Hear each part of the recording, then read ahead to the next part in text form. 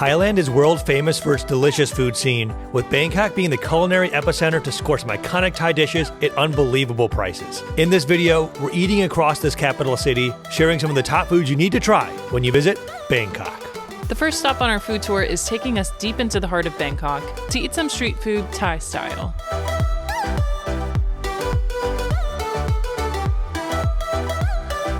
So one of the things you need to do when you come to Bangkok is go to one of the night markets. We're in one right now and you can pick up just about any kind of street food under the sun. I picked up something here that is a Thailand staple and something we were told you have to try while you're here. And that's mango sticky rice. They have the mango and the rice already made, but they drizzle on top. It looks like some sort of cream sauce, peanuts, and they garnished it with this cute little flower. So I'm a sucker for mango. I absolutely love it, but I don't think I've ever had it presented this way or with whatever this is served with. Cheese! And clearly it's getting quite the attention from the locals. So I think I have to eat this quick, otherwise I might be the center of attention here. So I'm gonna go in for our first bite. All right, so they gave me a spoon and a fork and I dropped the fork on the ground, so I am not going for that. So I'm gonna use a spoon to go for this first bite here. Here goes nothing. Got rice, the cream, and a whole slice of mango on this one. Well, it tastes exactly like you would expect. I think it tastes like mango and white rice and peanuts. So I wouldn't say it's something that I would inherently pair together. I like all three of those ingredients individually, so I don't know if I would lump them together and make it better, but each of the flavors is pretty good. I'll have another bite here. Yeah, it's sweet, it's warm, but I can't say it's my favorite dish, but I do love mango, so got a lot to eat here. All right, I'm gonna quickly supplement my last decision. I actually like it way more than I thought I did as I'm working through it. The sauce has really got into the rice, so now the rice has that sweetness to it. So it's not just a mix of ingredients, it's more of a medley. And I think I'm gonna have no problem finishing the whole thing now. It's actually pretty good. Next on our food tour, we're taking to the water to score a tasty meal right at sunset. For this, we're boarding a river cruise that is taking us right through Bangkok's one-of-a-kind skyline. Along the way, we'll pass several spots you might recognize from our top things to do in Bangkok video. So if you haven't seen that video yet, be sure to subscribe so you can check that video out. Anyways, once aboard, we're sitting down for a grand meal on the top deck.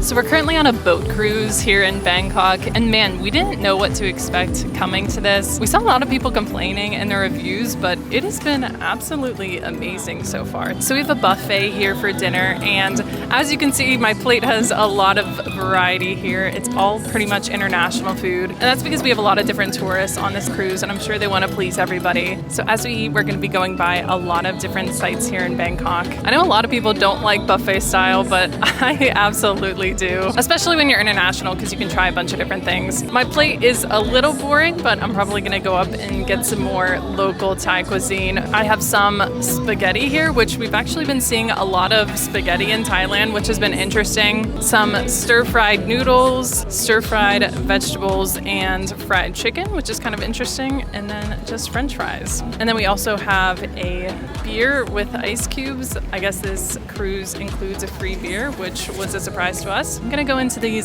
stir-fried noodles here. Wow, those are good. There's almost like a sticky sweetness to them too. And I think there's also stir-fried cabbage in there, which I love any form of stir-fried cabbage. Maybe I'll go in for a stir-fried veggie bite.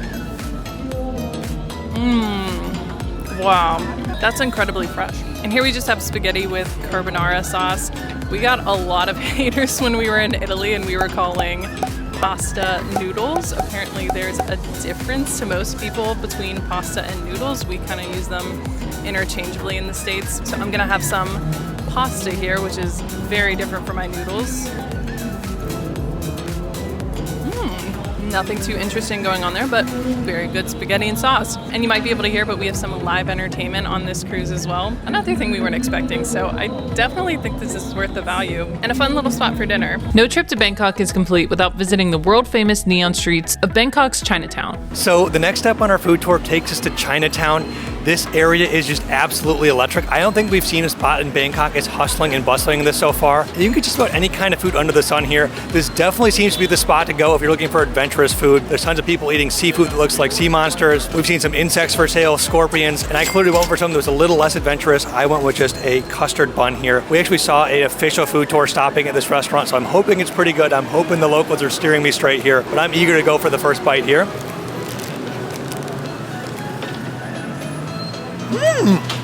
Wow, never in a million years did I expect it to taste just like a custard-filled donut, at least on the inside. The outside's exactly what you'd expect from a fluffy Chinese steamed bun, but the inside is so sweet and almost donut-like. Almost tastes like something you get back in the States. And I can't think of a better spot to be eating a nice steamed bun than right here in Chinatown in Bangkok. So, I am really happy with my choice right now. Definitely a little better than Scorpion, or at least I'd think so. And really quick, we'd like to thank a new sponsor for the channel that we're so excited to be working with, and that's Airalo. If you haven't heard of them, Airalo solves one of the trickiest problems when traveling, and that's staying connected abroad without paying an arm and a leg on roaming fees. They do this by being the world's first digital eSIM store, which lets you stay connected in over 200 countries and regions with a simple digital plan you install right on your phone. No more hunting for physical SIM cards at the airport, no more confusing international plans. You just download the Airalo app, choose the country you're visiting, maybe use our discount code below, and then bam, you hit install and you have affordable international coverage at a fraction of the price. See how easy that was? You've got to download the Airalo app. And the best part, you can still keep your main cell number, which makes things like two-factor text and staying connected with your family super easy. We can't get over what a game changer this is, and it's seriously such a relief knowing that you have data and cell coverage the moment you land somewhere new. Honestly, when we first heard of eSIMs, they sounded super complex, but with Airalo, it's so easy, and they have tons of plans tailored to your exact data and trip timeline needs. If you're planning a trip,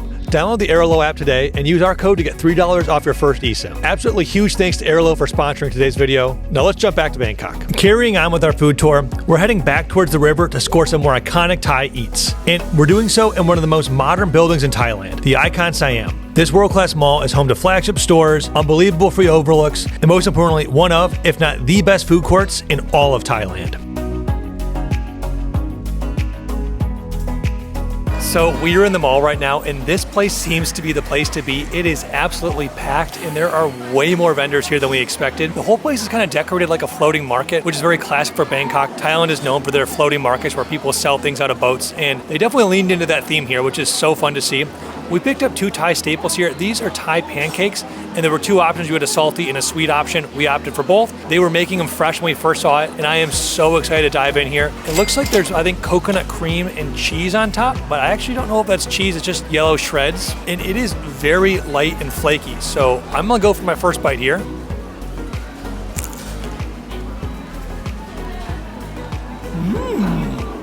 That is so sweet and delicate. It is like the thinnest cracker I've ever tasted. It almost just breaks on your tongue, and it is incredibly sweet and coconutty. I'm actually not sure what the yellow is. Let me go for another bite here.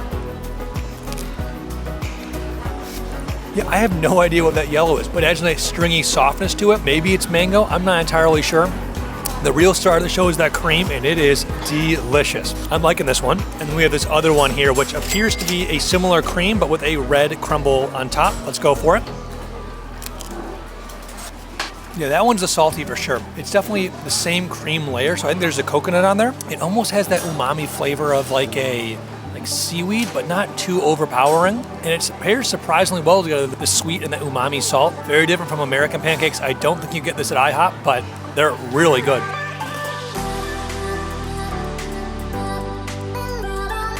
All right, so next up we have what we think is Thai green curry with crab in it. It honestly has been so hard making a decision on what to eat in this mall because they pretty much have it all. And we want to try it all because we're really hungry, but this is what we landed on for now. We're a little confused where the crab actually is in this, and we're also confused why it came with an egg, but we're not complaining because it looks really good. They kind of serve it with a big mass of noodles here, which looks amazing, and then you actually self-serve some of the vegetables in it, so we just kind of threw what looked good into it. I'm gonna go in for a little noodle bite here. Oh my gosh, that is really good. The noodles are super thin, which I wasn't really expecting. It almost tastes like angel hair pasta, but that curry is super spicy. And I think some of the vegetables that we threw in might have been pickles because it kind of has like a fermented taste to it. I'm gonna go in for a more vegetable heavy bite here.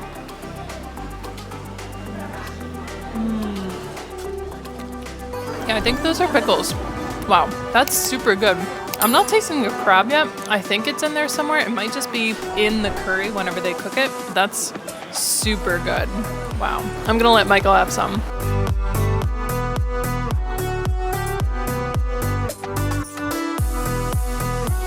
All right, so next up we have a classic item you need to try when you're in Asia. This is what I think is pronounced onigiri. I'm sure you'll let me know if I pronounce that wrong, but essentially what it is a filling that's wrapped in both rice and seaweed. I think this is of Japanese origin originally, and we've seen these all over Asia so far, but we haven't actually tried them yet, and I actually think they sell these at a lot of 7-Elevens here, but we haven't been brave enough to try it there, so we figured this was a good way to ease into it. They actually made this fresh for us, which we didn't expect. They sort of showed you all the different flavors they had, and they were packaged up out in front of us, but we were happy to see that this was made fresh. So we got the salmon flakes flavor here, and as you can see, we have some salmon on top, and it's still nice and warm, so I'm gonna go in for my first bite here.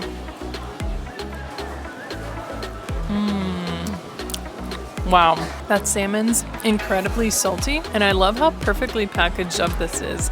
That actually didn't fall apart as much as I thought it would. I'm gonna go in for another bite. You can see it hit the mega salmon layer here. That seaweed's nice and salty too. It's so awesome that you can actually get this as a little meal from 7-Elevens, because 7-Elevens where we're from, they kind of just sell like corn dogs and super unhealthy food. So this is an amazing little snack that actually looks pretty healthy for you. Some of Bangkok's most iconic dishes can be found all over the city, with the most popular being able to be delivered right to your door. Next, we're dining from the comfort of our Airbnb and trying out one of Southeast Asia's most popular food apps, Grab.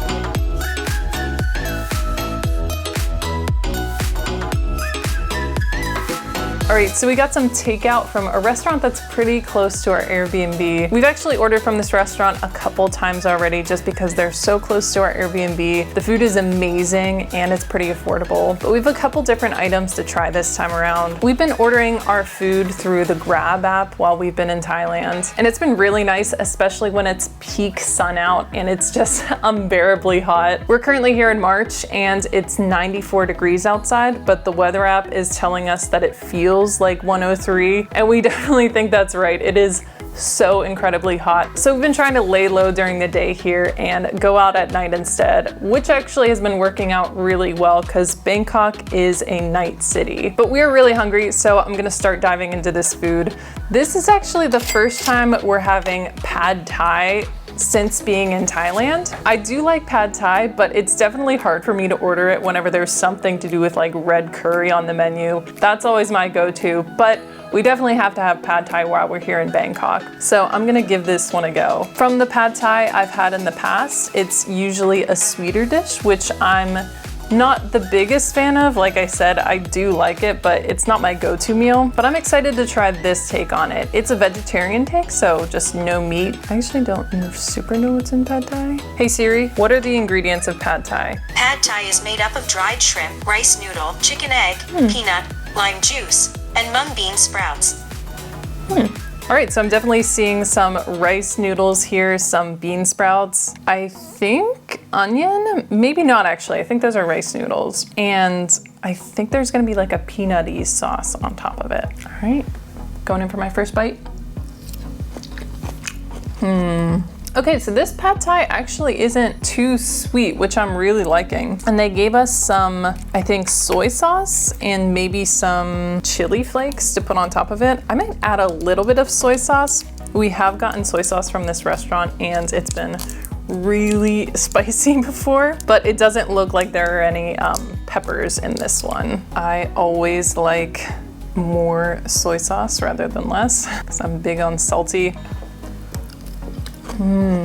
Wow, that is really, really good. I guess I should have expected that I'd like Pad Thai a little bit more in Thailand. I'm sure they do it a little bit more authentically than what I've had in the past. They also gave us a little bit of lime here, so I'm gonna drizzle that on. This might be a weak comparison, but I have halushki a lot because I'm from Pittsburgh. So it's kind of like a butter noodle cabbagey dish. This kind of feels like that, like the rice noodles just sort of melt in your mouth.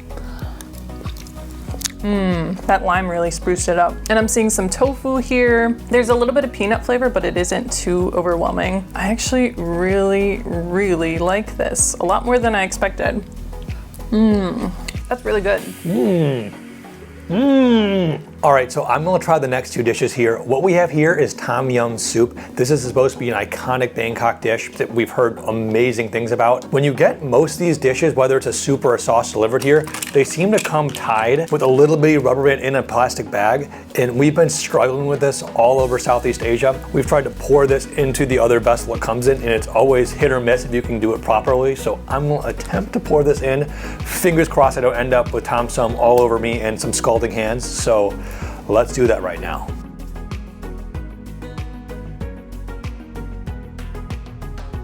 Well, I can't believe how well that poured. My track record with these has not been so good so far, so the fact that I don't have any all over me is a good sign. And it is full pretty much to the brim. It looks like there's a lot of different ingredients in here. I'm seeing baby corn, what looks to be cabbage, bay leaf, mushrooms, and just a really colorful broth. And I wish smell-o-vision existed because I can just smell it wafting up to me. So I am so excited to dive in here. I'm gonna go for my first bite of this delicious looking tom yum soup.